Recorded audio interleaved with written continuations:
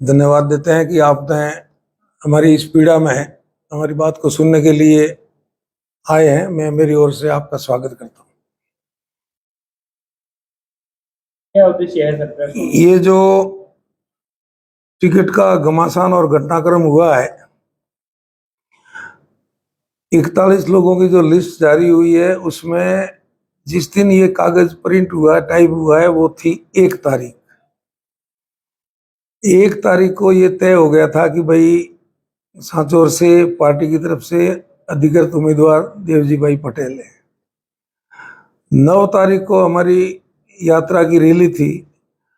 हमने और भाई दानाराम जी ने और हमारे सभी कार्यकर्ताओं ने जी जान लगाकर प्रदेश से भारतीय जनता पार्टी के वरिष्ठ जो भी नेता उस मीटिंग को संबोधन करेंगे, और जिन्होंने भी संबोधन किया उन्होंने प्रत्यक्ष सारा घटनाक्रम उनकी नजरों से देखा था।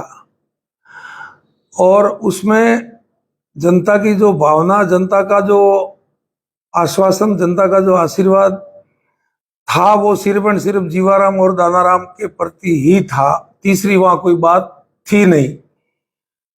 और अचानक जब अधिकृत लिस्ट आउट होती है तो उसमें जब देवजी भाई पटेल का नाम आता है तो स्वाभाविक है ये तो मेरे और भाई दानाराम के साथ सरासर धोखा हुआ है। मैं पिछले 35 साल से इस सांचौर की जनता की सेवा करता आ रहा हूं। पिछली बार 2018 का जो घटनाक्रम हुआ, वो भाई दानाराम अपना व्यवसाय करते थे और शांति से अपना जीवन यापन कर रहे थे। जीवाराम को खत्म करने के लिए इन्होंने बड़ी चाल चल करके और भाई दानाराम जी को इसमें लाए। इनका व्यवसाय था, इनका ये विषय भी नहीं था, तो इनको इस तरह से घुमा फिरा के और बरगला करके इसमें डाल दिया और खुद साथ में जाकर के टिकट दिलाई। चलो कोई बात नहीं, उस गुस्से में मैंने भी चुनाव लड़ लिया और भाई दानाराम जी ने भी लड़ लिया और हम दोनों को मिलकर के 1,05,000 जनता ने वोट दिए। वो भी हमें स्वीकार्य था। उसके बाद में जब हमको थोड़ा बहुत डाउट लगा तो हम दोनों भाइयों ने आपस में बात करी कि भाई ये सांसद साहब का मामला कुछ गड़बड़ लग रहा है। इन्होंने एक जनता में बात रखी कि भाई जीवाराम जी और दानाराम जी दोनों आपस में लड़ते हैं, उनको देंगे तो उनको वो हराएगा और उनको देंगे तो वो हराएगा। हम दोनों भाइयों ने तय किया कि हमारी ये इस प्रकार की अव्यवस्था अपने को रखनी ही नहीं है। तो हम दोनों ने अपने मन से तय कर दिया कि भाई हम दोनों भाइयों में से किसी को भी पार्टी टिकट देगी तो हमको स्वीकार्य है। तो वो व्यवस्था भी वहां खत्म हो जाती थी। उसके बाद इन्होंने नाटक रचा। दिल्ली के अंदर हमने कोई प्रेस कॉन्फ्रेंस नहीं करी, हमने किसी मीडिया को कोई बाइट नहीं दी। और हमारे दिल्ली से रवाना होने के बाद, मेरे और भाई दानाराम जी के दिल्ली से रवाना होने के बाद में उन्होंने एक टीवी में न्यूज चलाई, जो कि हमें मतलब दूर दूर तक उसका अंदेशा नहीं था। वो कैसे इन्होंने मैनेज किया, क्या किया, और उसमें ये कहलवाया कि जालोर सिरोही के सांसद महोदय ने दोनों का आपसी खींचतान राजीपा करवाया और राजीपा करवा करके पार्टी को मजबूत किया। चलो अच्छी बात है, हम वो श्रेय भी उनको देने के लिए तैयार है। उन्होंने राजीपा करवाया तो हमें वो स्वीकार्य है।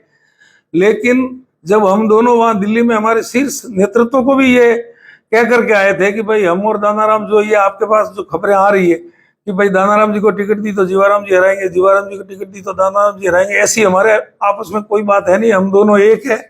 पार्टी जिसको भी सिंबल देगी, पार्टी जिसको भी अधिकृत उम्मीदवार बनाएगी, हम दोनों तन मन धन से लड़ाई लड़के कांग्रेस को हरा करके हम भारतीय जनता पार्टी को सांचौर में विजय करेंगे। इस आशा के साथ हम वहां से दिल्ली से आए जयपुर में भी हमने ये हमारी सारी बात रख दी हमारे शीर्ष नेतृत्व के सामने। और उसके बाद हम दोनों भाई सांचौर आ गए। हम दोनों और हमारे सभी कार्यकर्ता पार्टी के कार्यक्रमों में व्यस्त थे और कार्यक्रम कर रहे थे। अचानक जब ये समाचार मिला, उस समय ओबीसी और SC/ST मोर्चा का माकुपरा में कार्यक्रम था, उसमें उसको भाई दानाराम जी जो है वो हैंडल कर रहे थे और उसके साथ अपने सभी कार्यकर्ता थे। मैं उस दिन कहीं प्रवास में बाहर था, यहाँ नहीं था। जब इनको इनकी सूचना मिली तो एकदम से इनको मतलब चक्कर टाइप से हो गया कि ये संभव ही नहीं हो सकता, ये कैसे पॉसिबल हो गया। ये बहुत अस्त व्यस्त होकर के उस कार्यक्रम को बीच में छोड़ करके घर आ गए। अब ये जो घटनाक्रम हुआ, हमारे कुछ बच्चों ने आवेश में आकर के थोड़ी बहुत कहीं नारेबाजी कर ली। स्वाभाविक है, इतना मतलब एक सीनियर आदमी है, एमपी साहब, तीन टर्म के एमपी है। अगर बच्चों में कुछ ऐसा गुस्सा और आवेश है तो उनको नीचे उतर करके उनको फुसकारना चाहिए था कि बेटा आओ, क्या बात हुई, आप मेरे से बात करो, आप क्या चाहते हो। वो कहते हैं कि भाई टिकट दानाराम जी को देना है, तो कोई बात नहीं, मैं दानाराम जी को दिला देता हूँ टिकट, क्यों चिंता करते हो। तो ये मामला ये खत्म हो जाता है वहां।